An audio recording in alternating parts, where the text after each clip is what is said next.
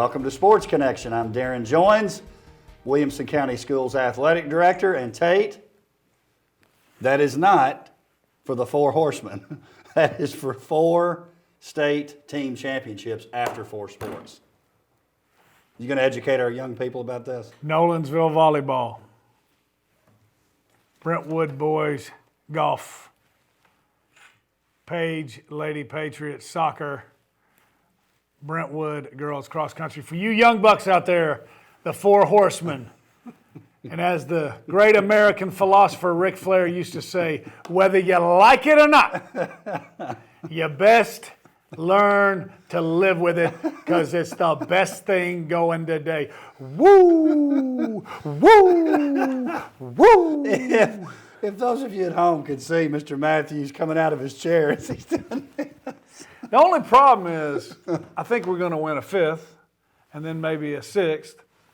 But for right now, It's 4. do you remember who the original Four Horsemen were? Well, I know it was there were 2 Andersons involved. Ole right? and Arn Anderson. Ric Flair. Everybody and always forgets the last guy.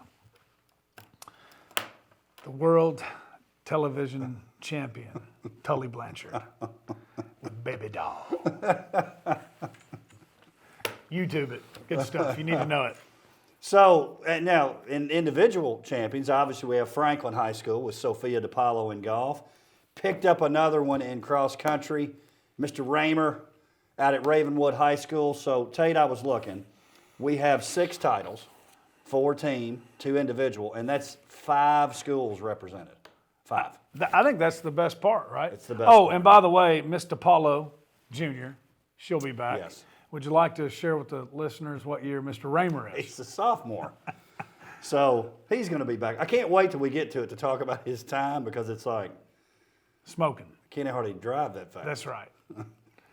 Dr. Qualls can't even ride his bike that fast. Well, not safely anyway. Correct, without sliding. Let's talk about cross country. So let's start with the girls. Congratulations again, no surprise. We've been picking it and talking about it all year. Coach Patinas and the Brentwood girls, they win back-to-back state titles out there in Hendersonville. If you look at the scores, now here's what I thought was interesting for those of you that may not know this. You're looking for a low score. And your top 5 runners, how they come in. If I come in 3rd, that's a 3. If I come in 5th, that's a 5. So you want a low score. Right. They ended up with 75 points for their 5 runners.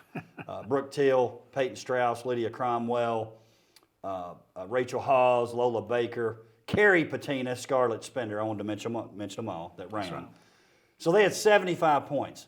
Farragut finished 2nd. They had 96. Would that be maybe not quite a cross-country boat race, but maybe? It was enough, no, not quite, but yes, it was enough that the hat and the sunglasses had to be out because it was close. Be prepared. It's a tail kicking for sure. So Farragut 2nd, Independence 3rd, Ravenwood 10th. And Tate, I'm pretty proud of this week's gym. So 2 years since they lost. Their last loss was in the 2019 state meet. They finished 2nd to Dobbins-Bennett. They have not lost a meet since. That's domination. It's dominant, especially in that sport, because usually you're in some kind of event where you can get beat, Right. but hadn't happened. Nope. And looks like they don't plan on giving that title up anytime soon either. They've got some youngsters on the squad. Tate, why don't you tell our audience, we had 5 young ladies that were medalists. That means you finished in the top 15. So we had 5 of the 15. Janie Halterman, 5th, Independence. Lydia Cromwell of Brentwood was 6th. Cersei Mooney of Nolensville was 9th. Brooke Till of Brentwood, 12th. And Peyton Strauss of Brentwood, 12th. 1, 2, 5 medalists. Strauss 13th. 13th, excuse me, apologies. So pretty good showing there. Very good. I mean, it really was. And that course, it obviously moved from Steeplechase. Hopefully we get it back there for a lot of different reasons. I mean, it's local and we can run on it quite a bit, obviously, with some of our location. Plus, it's been there forever. Do you know, did you get any feedback, harder, easier, about the same, different? I mean, obviously it was different, but. I don't think it's quite as hard. Gotcha. I really don't. Now, our teams might say that just because we're used to it, but both have some hills though. Oh yeah, I mean, steeple. steeplechase. You can get on the wrong. You can get on the wrong trail there, and you having to put some work in. Well, and I was going to say, and this is not to throw shade at any of the AA schools, but when the girls, because you ran the loop twice, when the top finishers were coming in, they had lapped some people, and then some of the young ladies in the back, it didn't happen in the boys, but it happened in the girls' race, they were coming in the wrong chute, and they were only halfway done. It's like, no, you got to get over to the right, and that course was tough, man. It was really tough. So anyway, boys' side, Brentwood finishes 3rd, Franklin 7th, Ravenwood 8th. As we mentioned earlier, Mr. Miles Raymer from Ravenwood, a sophomore, wins. And Tate, get this, his time was 15:10:35. Second was 9 seconds back. Total domination for Miles. Total domination. 15:10. He's basically sprinting the whole course. Yes. Like, if you and I ran like a 40, I don't think we could run that pace. No. And that's assuming we don't pull a hamstring. I mean, he was getting it too. He was, I know, Ravenwood, Coach Miller, definitely proud of him out there. Yes. For the great win, but great showing by Miles, and again, only a sophomore. Yes. State champ, man. I mean, in the highest classification. Brody Chapman of Brentwood was 5th. Callahan Fielder was 8th. And then Franklin had Parker Harris, David Brown come in 11th and 12th. And if I'm not mistaken, for those 5, not one's a senior. So that's looking pretty good too. Yeah, I don't think so either.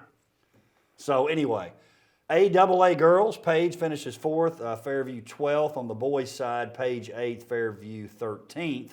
In terms of individuals, the Boutrous sisters, both freshmen from Page, finishing 4th and 8th, Sophia and Gabrielle. On the boys' side, our top finisher was Aiden Hake, who finished 30th for Page. And I want to give a shout out. Alyssa Andrea had a tough race. She finished 28th. I know she was disappointed with that. But listen, she was back-to-back state champion at her freshman and sophomore year. And certainly I want to mention her because that's a pretty big accomplishment. No doubt about it. Go down as one of the greats. And she'll be back next year. That's right. She'll be back. Hey, let's talk a little football. I know we're excited to talk some playoff football. And we're going to start with 6A, and we're going to go with the seed number 1 on down. So we'll start with Summit High School. I thought it was interesting, and I think maybe you've had some conversations there with Coach Coleman.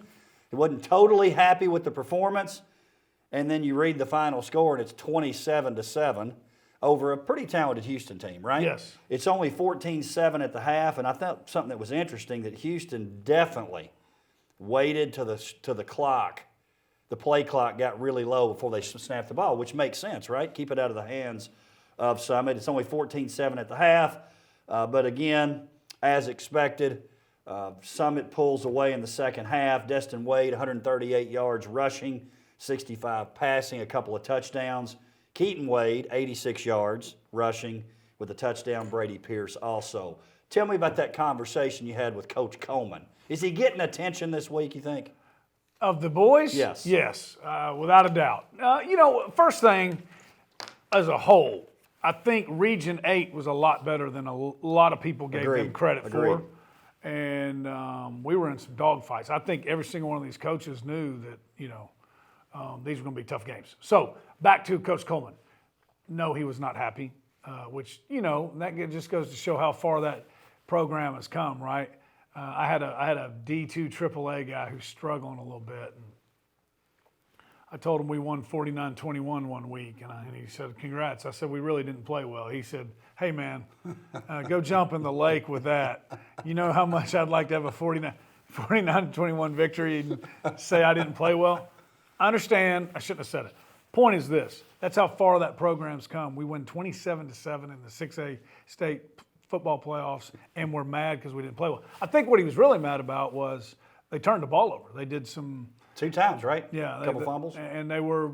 It wasn't like perfect timing, great hit. So that's something that we haven't seen out of this team, and I know Coach Coleman doesn't want to see that rearing its ugly head come the playoffs. So that's really what he was mad about, I think they did a good job of taking them kind of out of their rhythm, like you said, holding that, and so that is holding the ball.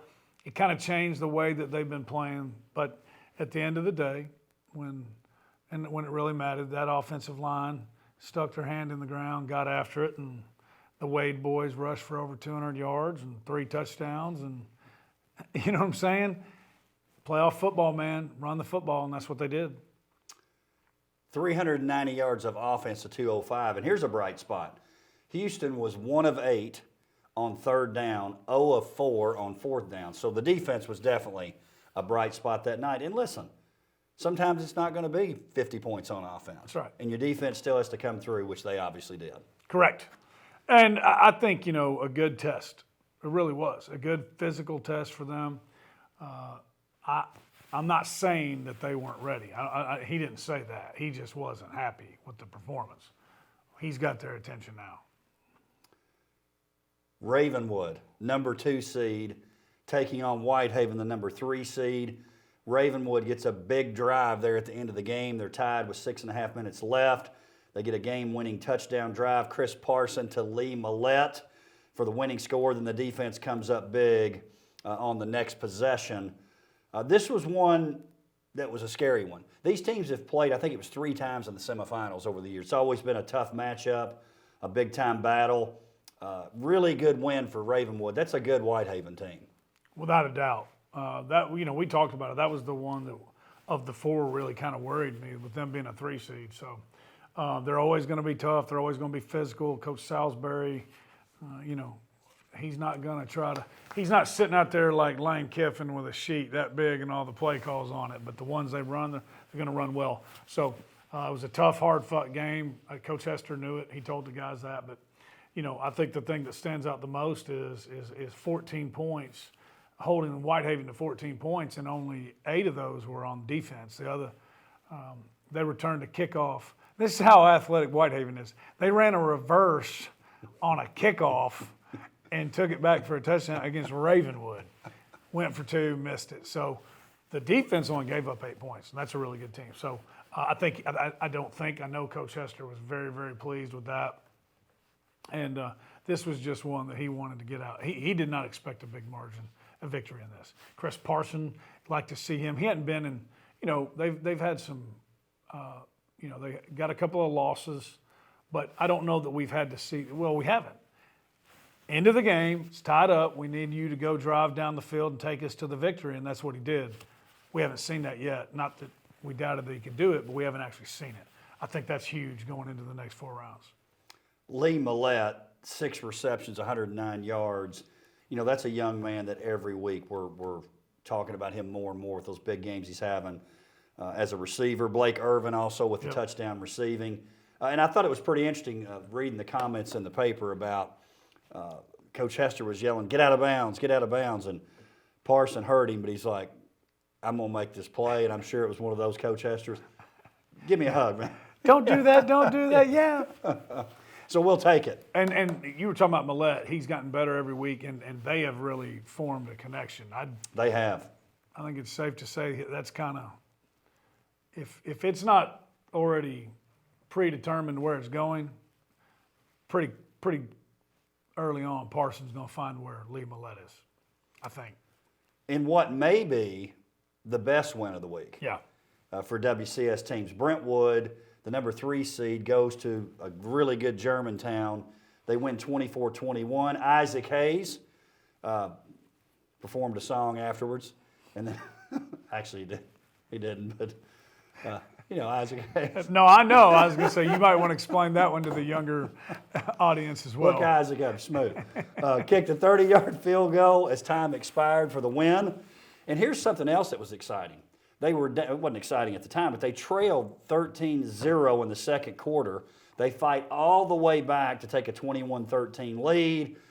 Germantown ties it back up, and they win. So there was a lot of adversity, which really, if you think about it, the way the season started for Brentwood, I don't think there's any adversity they wouldn't be ready for. They start off the season 0-3 with a loss to Summit. Since then, they've won 7 out of 8, including 6 in a row. I'm telling you, those guys at Brentwood say it all the time. Resilient. Oh yeah, without a doubt. And they didn't panic, right? Down 13-0, which a lot of teams would have. So, and you were talking about Isaac Hayes, that 30-yarder. That was it was. I think there's a difference. It's not like he kicked the winning field goal with 2 minutes left and we won. It was literally the last play of the game. I mean, it's tough to do, man. You know what I'm saying? And a 30-yarder. That's a lot of things had to go right. I don't know who they are. I wish I did. I should have. Hey, in a play like that, Isaac Hayes is the one who's in the paper, and he should be. But guess what? There was a long snapper or a short snapper on that it had to be perfect, and there was a holder that hold had to be perfect, and then the kick had to be perfect. All three of those things had to happen. So very, very cool for them to win like that. But yeah, down 13-0. I think the job that Coach Finch has done as the head coach, his staff is a big part of it, but he's the head coach, keeping those guys together when they were 1-4 and or 1-3. They were going through that. I think prepared them for this game because Germantown's really good, really good. Davis White, another big night, 24 for 39, 242 yards and 3 touchdowns. And with no Aaron Walton, right? What happens? Brentwood steps it up with a young man by the name of Matthew Manning, not a name we've really mentioned a lot this year. 5 receptions, 100 yards, and a touchdown. Clayton Merrill, 11 receptions, 78 yards, and a touchdown. Listen, as much as any sport, right? Next man up. Next man up. Well, and here's what's cool. They've been playing, but they have not been the go-to target for Mr. White. Here's what's cool. Talked to Coach Finch about this weekend. Matthew Manning is a sophomore. Clayton Merrill is a freshman. You probably recognize that last name. He had a brother that don't remember. Pretty good player there. Yeah, sorry. Plays at Tennessee. I know both we like those Walker, guys. But Tennessee, kind of a sore spot for me right That's now. right. That's at the end of the show. I don't know that either one of them are 16 years old. Right. Matthew might be, okay? But he just turned 16. These guys are catching 100 yards and a touchdown, 11 receptions and a touchdown. And quite possibly their mothers drive them to school and pick them up. That's right. Think about that. Mr. Lewis out at Independence gave us that one, talking about Chet Montgomery. Yeah. Only guy he knows who can score 40, and his mom has to give him a ride home. You just had the playoff win of your life. Hey, by the way, your mommy will be at school to pick you up at 11 when you get back. I love it. It's awesome. Love it. And then defensively, I know one of our favorite guys, along with Seth Carter, keeps popping up, making plays. Your man, Jake Brock. Love Jake Brock. Hey, I'm sure they spent a lot of time on the phone this week. Germantown played Christian Brothers, which is where our man Coach Crawford is now. And he told us early on, those guys can add some athletes, they can run the football. So good win, really good win. Well, here's one we're not going to talk about long. Look, we're going to focus on the wins and minimize the losses. Independence 13 at a very good Collierville team who's now 11-0, 44. It was close at the half, 21-13 Collierville. But second half, just too much for the home team, or from the home team over Independence. Joseph Cummings finishes up his career. TD passes to Jack Rummel, who's also a senior. Ty Lockwood, who'll be coming back. Independence ends the year at 4-7, especially with how the first round is set up now. You know, Independence has come out of the league in third and fourth, winning that first round game. This was a little different monster they were playing this time with Collierville. Really good team. They're undefeated. You're getting ready to find out how good they were or are against Ravenwood. The only two things, but before we talk about Indy, it just goes to show how important that Brentwood game was in the regular season, right? If Indy had won that, they'd have been the third, correct? Yes. Yeah, I mean, that was Collierville's who you wanted to dodge, especially on the road. So that's how big that Brentwood win was.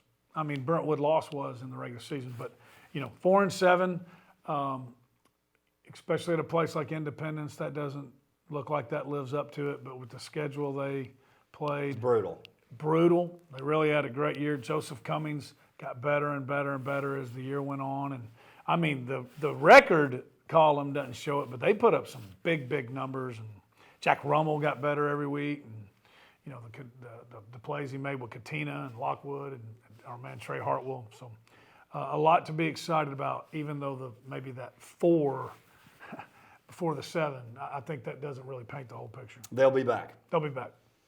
Page, now we're talking 5A as the number 1 seed. They host Wilson Central. They win 33-14. Sort of like Summit, had a little bit of a scare. This one for a longer period of time. It's 14-7 with 8:43 left in the game, but then they score 3 times in a 5-minute span. Jake McNamara with the 2-yard touchdown run. Cade Walker with the touchdown run. And then Walker, what's he do next? A pick 6. Yep. So great job by Page. It's one of those you just got to get through as the number 1 seed. Sometimes I think that can be tough. It was a very good Wilson Central team, really. Yeah. If you talk that the only loss for Lebanon was 6A Lebanon was to Wilson Central earlier in the year. And you can tell by the stats now, McNamara, not as many passing yards, only 12 of 17, 124 yards. He rushes for 89 yards, though. So, again, even though the passing yards don't stand out, another great game from Jake. Oh, yeah, big win. And you see that, those 3 in the last 5 minutes, that pick 6. You got to think that Wilson Central's pressing. They're not really built for that. They're going to run the football at you. I saw it on the news. They're still up under center. I really didn't think anything about it until I saw that, and then I'm sitting there thinking, seriously, think about how many games you've been to this year. When's the last time you remember to see somebody under center every You don't see it much Doesn't anymore. happen much. Yeah. But, hey, that's what they did. They wanted to kind of like what they did against Summit. Wilson Central wanted to slow the game down a little bit with McNamara and that offense, which was the right thing to do. But once it got away from them, 33-14, 1 loss to Independence. Pages only have 1 loss to a 6A playoff team. And pretty strong. If, like you said, if they get through this one this week, and it's going to be tough now with Nolensville, you can see a scenario where they maybe make it all the way to the end. Boy, it'd be unbelievable. Or Nolensville. Hey, by the way, we should have mentioned the Wade's twins too. Congratulations to them. Yes. Mr. Football semifinalist, but I think that was a given. Yep. I do too. Jake McNamara too. Congratulations and to man, Jake. I hope, kind of like what we talked about last year with Desson, I hope him missing a few games don't hurt him, because his stats are already crazy, but they'd have been really crazy if he had played all the games. Level of his team, hopefully that matters too. I mean, that should matter some, right? I would think so. I mean, he plays on a great team too. That's right. We talked about Mr. Walker. Cade, 12 carries, 104 yards, and then touchdown receptions from Trent Gephardt and Max Collins. This week's opponent will be Nolensville.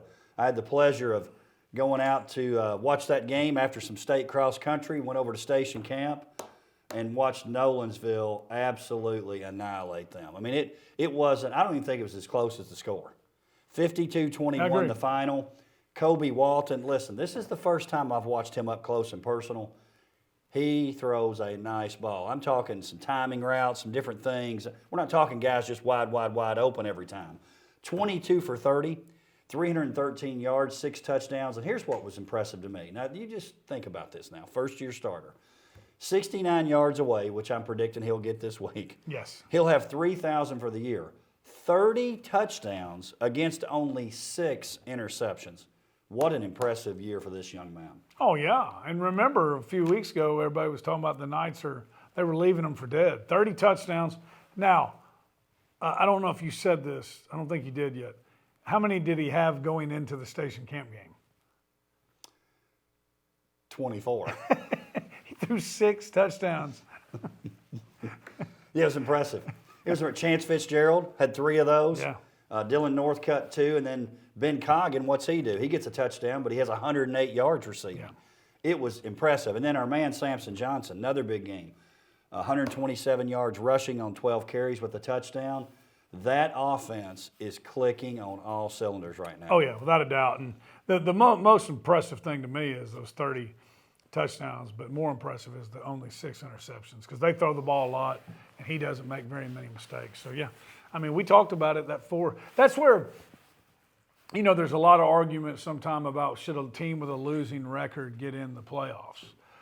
Well, not all the regions are the same, right? Yes, there's some 2-8 teams that get in and they're not real good, and it's really a waste of everybody's time, right? But Nolensville plays in a really tough region, and they couldn't get any non-district. You get up in that 5, 6A, it's hard to get non-region games, man. Right. So you telling me that wasn't a team with a losing record that needed to be in the playoffs? You're dang right they did. Station Camp was 8-2. In my mind, without question, there's somewhere between 10 and 15 in the state in 5A. They're not, as a 4 seed, they're not towards the bottom. Oh, no doubt about it. At all. We're going to talk about it, but I think the winner of this next game, they got a chance to go to Cookeville, Chattanooga. Man, I'm even struggling with that. But at least you really know. It's out of habit. Right. Be different if you didn't really know. Yes, that's the defense, interceptions for Derek Burrows and Cannon Harold. Taylor Wynn, 8 tackles, 2 sacks, a forced and recovered fumble. That's a big night. He was busy. Yeah, he did a pretty good job. And Derek Burrows, he's always around the ball, playmaker. Yeah, big win, man. That was the thing. We knew they could score points. There have been times when Coach Derek was not very pleased with the defense, and they came out and played really big. Big win. Final matchup for WCS teams. Number 3, Fairview goes to Smith County, comes up short 18-7. They end the year 6-5.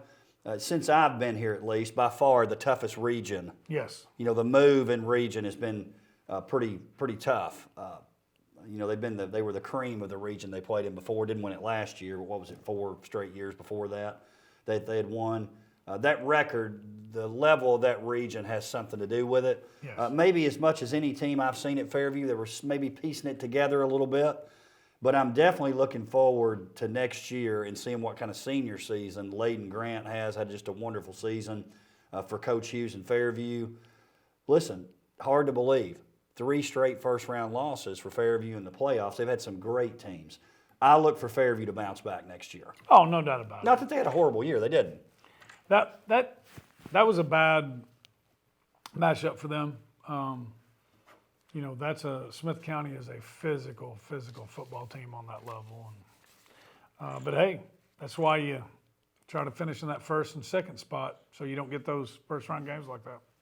But yes, Mr. Grant, he's got a chance to leave there as one of the best to play there. And there's been some really good ones. Pendergrass obviously did a good job at quarterback this year for Fairview. McCoy back there next year. I think you're going to see an improved young man. It's hard to play him maybe as young as he is with inexperience. And again, Kennedy did a nice job, but I look for Mays to step it up at QB for them next year too. I agree. Not before they go put on some highlights on the Yellow Jacket basketball court, him and Pendergrass. No doubt. Yep. No doubt.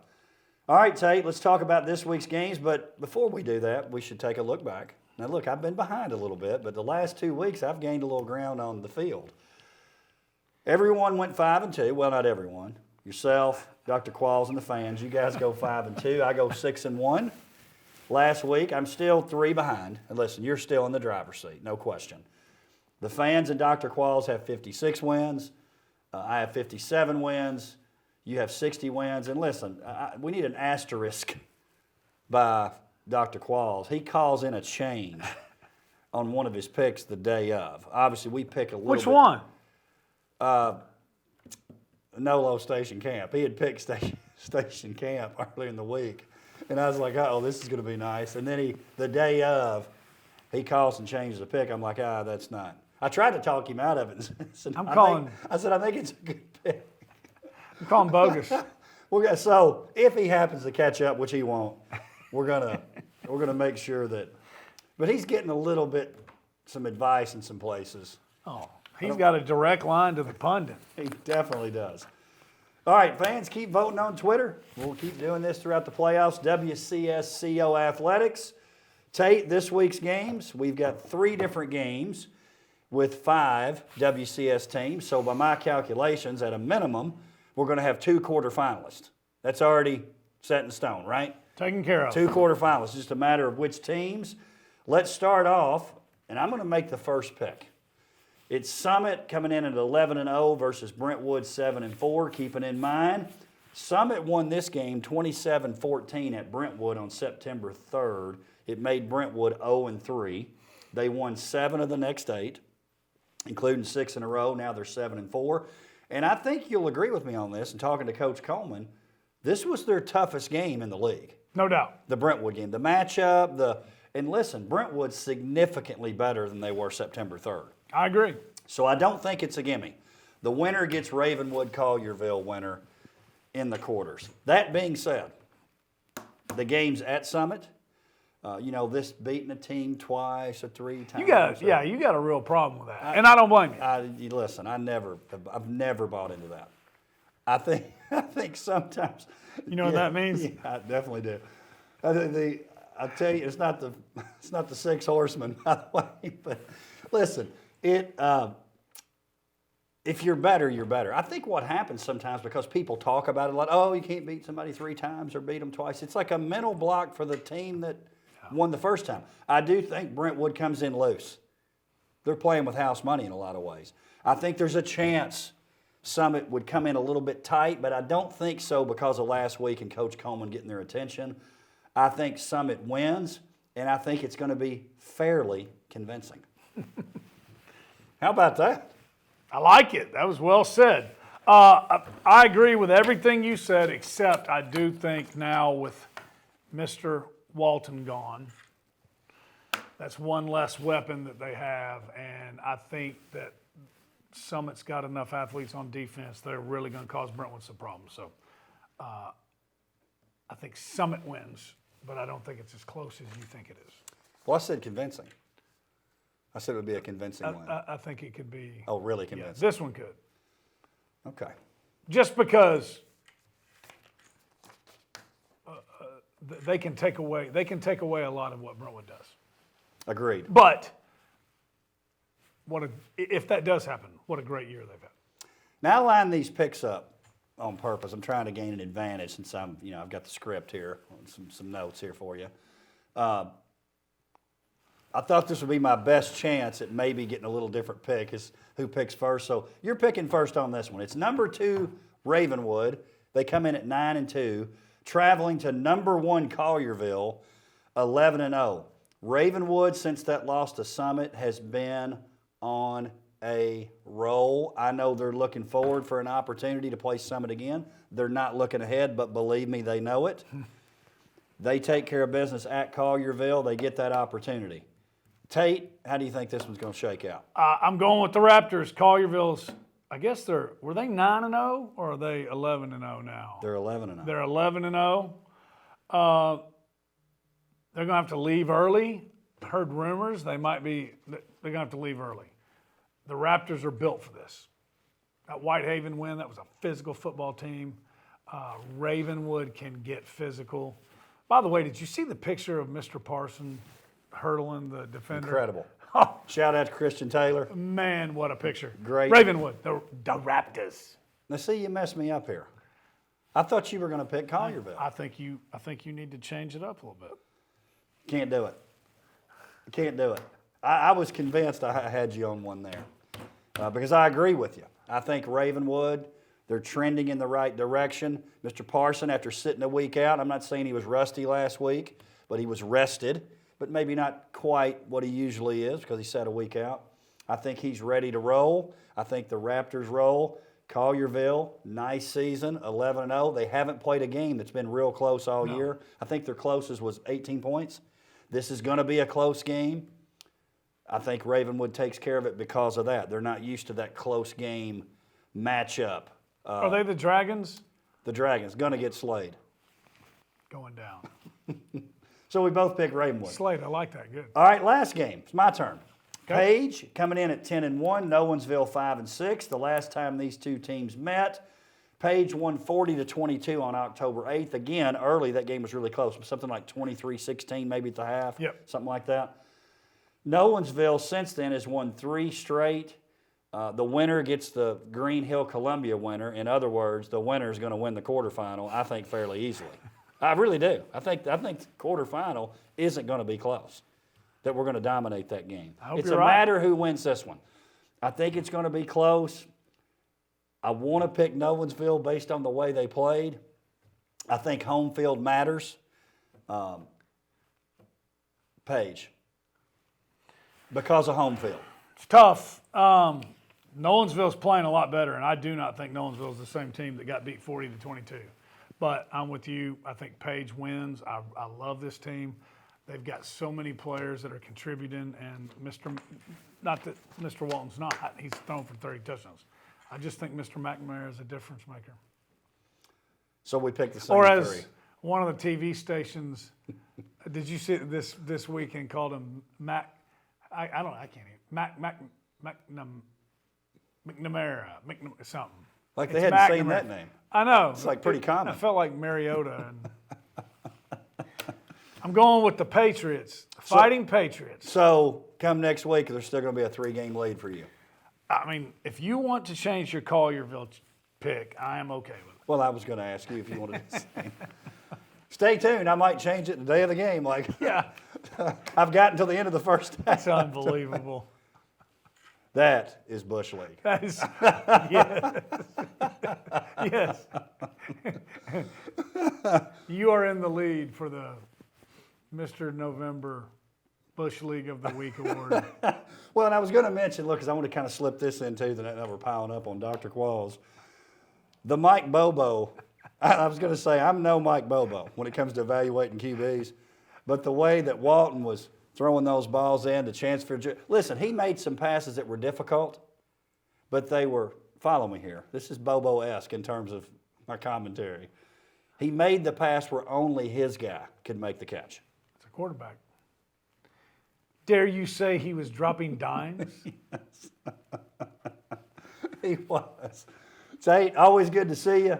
Can't wait to see what happens. We know we'll have some fans getting out there to watch these games, support these young men in these playoff games. Very excited about it. Yeah, well, and this goes without saying, right? Unless you are a Ravenwood parent, family member, or whatever, you're probably not going to Collierville, right? So you've got 2 great games, Summit and Page. Get to one of them. No You doubt. won't be disappointed at either one. No doubt. Tate, always good to see you. Appreciate you being here. You too, my man. Thank you for joining us for Sports Connection. We'll see you next time.